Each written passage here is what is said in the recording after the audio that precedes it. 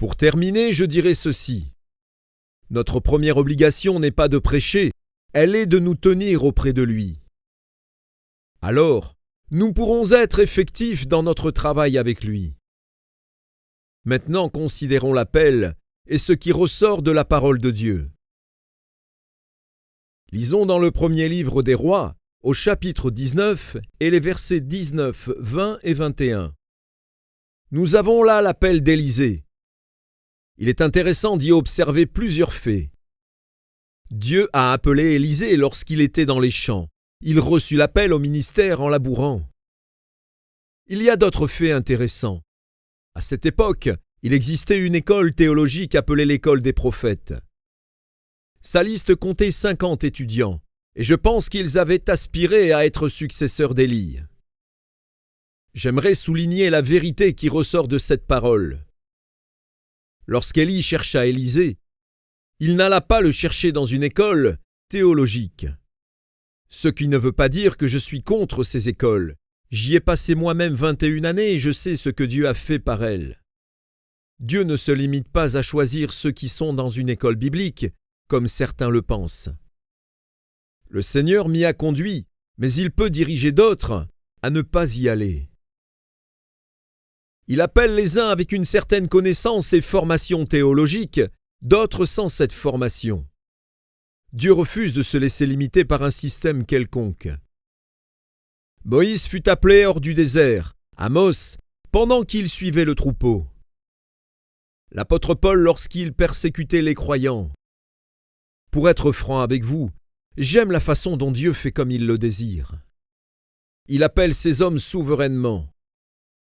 Heureux sommes-nous si nous reconnaissons cela. Passons à une autre pensée. Lisons dans l'évangile de Matthieu, au chapitre 4 et au verset 19. Le Seigneur dit « Suivez-moi, et je vous ferai pécheurs d'hommes. » Dieu fera lui-même le prédicateur.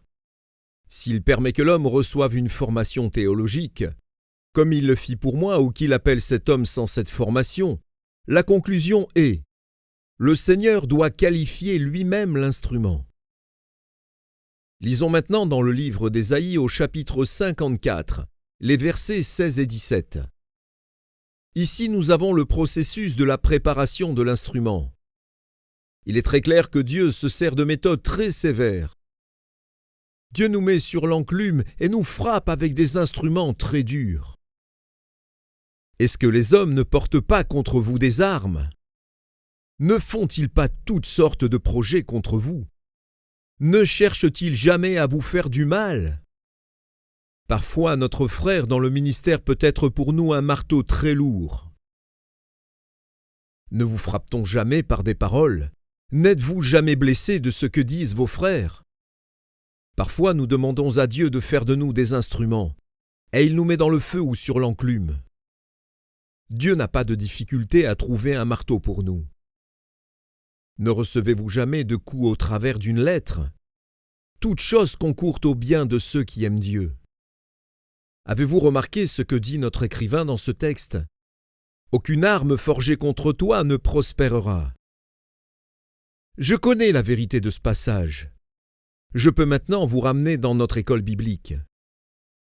Je n'ai reçu que cette formation au début de mon ministère et n'ai jamais fait d'études plus élevées. Mais j'ai été à l'école de la providence divine, l'école du Saint-Esprit. Bien des personnes ne reconnaissent pas ces écoles. Ainsi, il y a quelques années, des hommes influents ont essayé de me sortir de l'institut où j'enseignais. Ils disaient « Butler a été ici suffisamment. Nous voulons quelqu'un qui ait une formation théologique beaucoup plus complète. Il est temps qu'on le remplace. » Je me suis tenu devant le Seigneur. J'ai dit « Père, as-tu entendu ce qu'ils disent? Vu ce qu'ils organisent contre moi? » Mais ils ne réussirent pas. Certains d'entre eux sont morts, d'autres partis ailleurs, et j'étais toujours là. J'ai déjà connu 2 crises de ce genre, mais Dieu m'avait donné cette promesse. Aucune arme forgée contre toi ne prospérera. Les hommes n'ont-ils jamais fait de plan contre vous, pasteur? Quelqu'un n'a-t-il pas essayé de vous sortir de votre église? Un évangéliste n'est-il venu dans votre assemblée et n'a-t-il essayé de prendre votre place? Ces choses arrivent. Les hommes deviennent jaloux de vous et de votre œuvre. Ils vous haïssent parce que vous avez plus de succès qu'eux. Ils veulent vous détruire parce que votre Église est plus grande que la leur. Aucune des armes qui sont forgées contre vous ne prospérera. Si vous et moi marchons avec Dieu, il se servira de ces armes pour nous rendre encore plus forts. Toute chose concourt au bien de ceux qui aiment Dieu. Il se sert de ces hommes pour faire de nous de meilleurs instruments. Parfois même, il nous place au travers de l'école de la défaite. Prenons en exemple l'apôtre Pierre. Le Seigneur avait dit à Pierre, « Suis-moi ». Nous avions déjà remarqué que Pierre était très sujet à la chute. Lorsque le Seigneur l'appela, il savait qu'il le renierait. Et pourtant, il l'appela. Savez-vous que parfois Dieu permet que nous tombions? Je n'ai pas dit que Dieu voulait. Certains d'entre nous ne comprendront peut-être qu'au travers d'une défaite, mais Dieu se sert de nos défaites. Ne nous servons pas de cela comme prétexte ou comme excuse pour tomber. Dieu ne nous évite pas certaines chutes pour que nous reconnaissions notre capacité et devenions plus dépendants de lui. Dans notre école, nous avons reçu une personne qui nous raconta l'incident suivant. Le Seigneur lui avait accordé un rêve. Dans ce rêve, il lui demandait de jouer du piano devant un très grand auditoire. Il lui donna un morceau très difficile à exécuter. Elle dit « C'est trop difficile pour moi ». Et elle reçut cette réponse « Si tu dépends de moi, je t'aiderai ». Elle joua, et lorsqu'elle eut achevé, l'auditoire applaudit. Tous criaient « Un autre morceau !» Le Seigneur lui donna un deuxième plus difficile que le premier. « Oh !»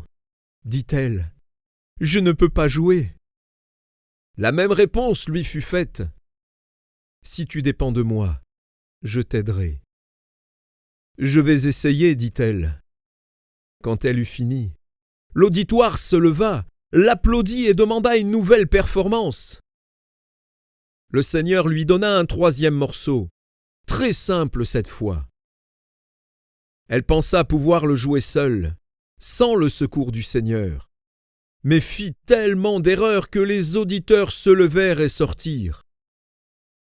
Lorsqu'elle eut achevé, tout était silencieux. Réalisant une terrible défaite, elle éclata en sanglots. Elle se réveilla, comprit ce que le Seigneur voulait lui enseigner. Elle avait besoin de son secours, non seulement pour les choses difficiles, mais aussi pour les faciles. Dieu l'a instruite au travers de la défaite. Lisons dans l'Évangile de Jean au chapitre 21 et au verset 6. Le Seigneur nous enseigne dans l'obéissance. Les disciples avaient péché pendant toute une nuit sans rien prendre. Le Seigneur leur dit ce qu'ils devaient faire et en réponse ils eurent du succès. Le Maître montra à Pierre son incapacité d'accomplir quoi que ce soit en dehors du secours de Dieu. La défaite devrait nous amener à la compréhension dans notre existence d'un besoin de travailler en communion avec Dieu. Nous avons vu que nous devions être des ouvriers avec Dieu et pas simplement pour Dieu. Les apôtres avaient été appelés afin d'être des ouvriers avec lui. Dieu leur avait donné la puissance. Ils avaient été divinement équipés et qualifiés pour leur tâche. Je suis persuadé qu'il nous donnera ce qui nous est nécessaire pour le travail auquel il nous appelle. Écoutez ce qui suit. L'un de nos grands revivalistes de la guérison divine parlait d'une façon particulière aux prédicateurs. Il nous donna une véritable réprimande et dit « Qu'est-ce qui ne va pas? Pourquoi n'avez-vous pas la foi pour ressusciter les morts? Pourquoi n'avez-vous pas la foi pour arrêter le soleil? Chacun de vous devrait sortir et guérir tous les malades dans la rue. » J'avais envie de me lever pour lui poser aussi une ou deux questions. Pourquoi avais-je besoin de la foi pour arrêter le soleil? Le monde ne s'occupe-t-il pas assez de ces choses? Les astres, les étoiles n'ont besoin de personne pour être en ordre. Imaginez la chose.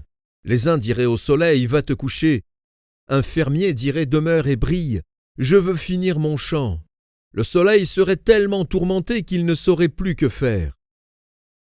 Les ordres seraient trop contradictoires. Cet évangéliste disait avoir arrêté le soleil pendant 2 heures. J'avais envie de lui crier « Moi, je ne le crois pas !» Sinon, tout le monde l'aurait su. Les journaux l'auraient publié. Je ne suis pas contre le ministère de guérison divine, que Dieu m'en garde. Mais savez-vous pourquoi je ne ressuscite pas les morts? Parce que Dieu m'a appelé à travailler parmi les vivants. La guérison n'est pas mon ministère. Je sais très bien le travail que le Seigneur m'a demandé d'accomplir. Je ne crois pas que nous devons nous attendre à recevoir un équipement autre que celui dont nous avons besoin. Je vous ai parlé de 1 Corinthiens chapitre 12. Dieu donne à chacun selon ce qui lui est nécessaire pour accomplir sa tâche. Je ne conduis jamais de réunion d'évangélisation. Je n'en ai pas fait depuis de nombreuses années. Aussi certains pensent que je devrais avoir honte.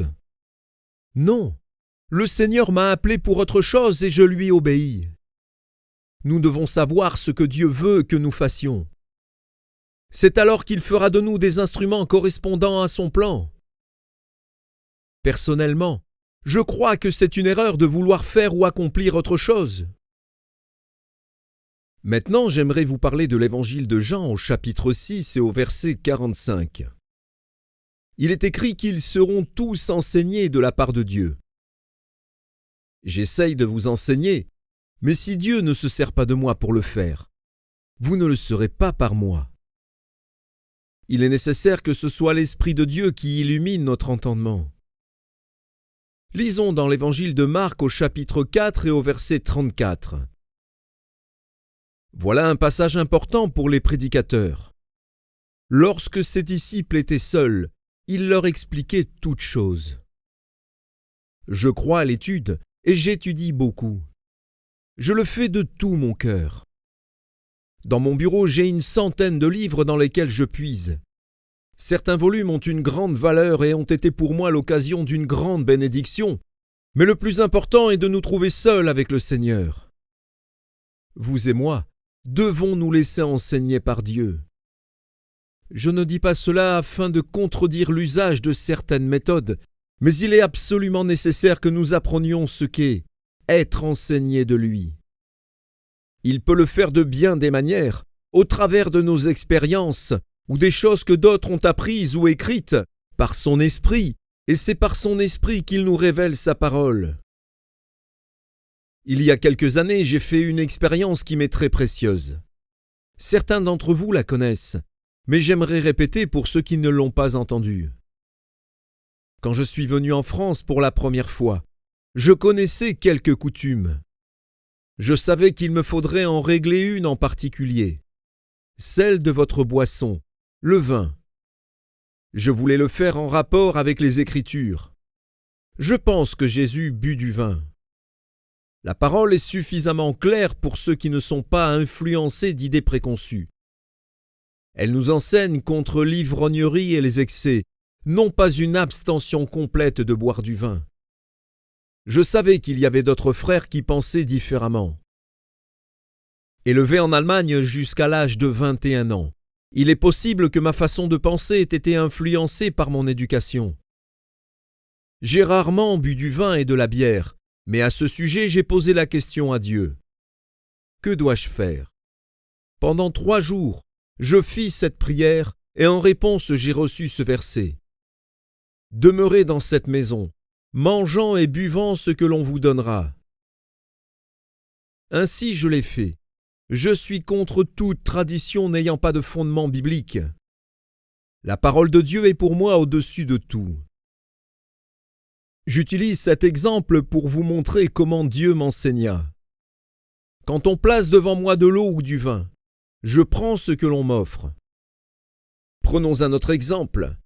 Il y a quelques années, le Seigneur se servait de moi pour prier pour les malades. De par ma nature, je suis timide, facilement embarrassé, très conscient de pouvoir commettre une erreur. Dieu m'amena à l'obéissance et m'enseigna sa méthode. Lisons dans la première épître de Pierre au chapitre 4 et au verset 11. Le Seigneur appela les apôtres à être ses représentants. Ils devaient parler, comme étant la bouche même de Dieu. Nous n'avons pas le choix de parler de sa part autrement que comme sa bouche. J'aimerais ajouter un détail concernant le pasteur comparé au prophète de Dieu. Retrouvons-le dans le premier livre de Samuel au chapitre 9 et au verset 9. Nous, en tant que prophètes de Dieu, devrions être des voyants. Bien sûr, c'est un terme de l'Ancien Testament, mais il contient une vérité du Nouveau. La raison pour laquelle le prophète était appelé voyant, c'est qu'il apprenait des choses que l'on ne peut connaître par les facultés naturelles. Vous souvenez-vous du serviteur d'Élisée nommé Géasi? Lorsque Naaman vint pour être guéri de sa lèpre, il voulut offrir une récompense au prophète, mais il n'en voulut pas. Naaman partit. Lorsqu'il fut à une certaine distance, Géasi courut après lui. « Mon maître a changé d'idée, lui dit-il. Il accepte une récompense. » Ainsi Naaman lui remit de l'or, de l'argent et des vêtements. Géasi rentra chez lui. À son retour, Élisée lui demanda « D'où viens-tu » ? De nulle part. Le prophète l'avait vu recevoir l'argent et les vêtements. Dieu le lui avait révélé. Certains d'entre vous m'ont déjà entendu parler d'un exemple un peu semblable. Dans une église, un instrument de musique avait été volé. Il appartenait au fils d'un inconverti, et ce père devait faire appel aux autorités en vue d'établir une investigation. Un ancien de l'assemblée se tint devant le Seigneur et le pria en ces termes. « Tu sais où est cet instrument, et quelle honte ce sera pour notre Église si les journaux publient ce fait. Ne veux-tu pas me montrer où je puis trouver l'instrument » Ce frère eut une vision. Dieu lui montra une chambre, le lieu où se trouvait cette pièce, et l'armoire dans le coin de laquelle était l'objet. Il sut que c'était la chambre du fils du pasteur, membre de l'orchestre. Au cours d'une visite, l'ancien suggéra au pasteur de parler à son fils et de l'avertir qu'il serait fait appel au détective si l'instrument ne se trouvait pas le soir même dans l'assemblée et que lui et les autres membres seraient interrogés. En temps voulu, l'objet fut rapporté. Voilà l'exemple d'un voyant. Il n'avait pas accusé, mais averti. Malheureusement, il y a ceux qui ont toutes sortes de révélations, mais cela ne supprime pas la réalité de ces choses. Nous ne pouvons pas rejeter les manifestations véritables à cause des fausses. Paul dit « Éprouvez toutes choses et retenez ce qui est bon. » Samuel était appelé le voyant parce qu'il entendait de la part de Dieu. Dieu parle encore, de manière différente et souvent indirectement. J'ai eu des quantités d'expériences de ce genre. Dieu m'informa de circonstances et de faits, et il est possible que cela soit aussi votre expérience. Nous trouvons également dans ce même texte que Samuel révèle ce qu'il a reçu de la part de Dieu. Cela nous donne deux choses fondamentales quant au prophète qui est voyant. Il entend de la part de Dieu et il communique aux hommes ce qu'il a entendu. Vous souvenez-vous de la femme au bord du puits? Comment le Seigneur agit à son égard? Il l'amena à dire « Donne-moi toujours de cette eau. » Jésus l'envoya appeler son mari. Elle répondit « Je n'en ai pas. » C'est vrai, et celui que tu as n'est pas le tien. Comment Jésus le savait-il? Il était prophète. Ce n'est pas chose facile d'être la bouche de Dieu. Prenons l'exemple d'Ézéchiel au chapitre 3 et les versets 22 et 23. Ézéchiel devait être un signe pour le peuple. Comme les autres prophètes, il doit l'être pour vous et pour moi. Avez-vous remarqué ce que Dieu lui demande? Lève-toi, va de l'avant, et là je te parlerai. Au verset 23, il ajoute « Je me levai et j'allai dans la plaine. » Peut-être dirions-nous « Seigneur, pourquoi m'en aller? Est-ce vraiment nécessaire ?» Le prophète connaissait la voix de Dieu. Comme lui, soyons obéissants. Remarquez encore Ézéchiel au chapitre 3 et au verset 24. va t'enfermer dans ta maison. Nous découvrons ici un autre principe. Il est le signe de l'isolement que doit connaître le prophète. Ézéchiel l'a connu, et comme lui, ne l'avez-vous pas subi? C'est une partie de la croix que vous devez porter si vous voulez que Dieu se serve de vous. Lisons dans l'évangile de Luc au chapitre 2 et au verset 34. Ici, nous avons une parole très sérieuse. Elle concerne le Seigneur Jésus-Christ, mais peut s'appliquer à nous. Jésus serait un signe, un prophète, le plus grand prophète qui n'ait jamais vécu le signe contre lequel on parlerait. Ils ont parlé contre lui, ils parleront contre vous.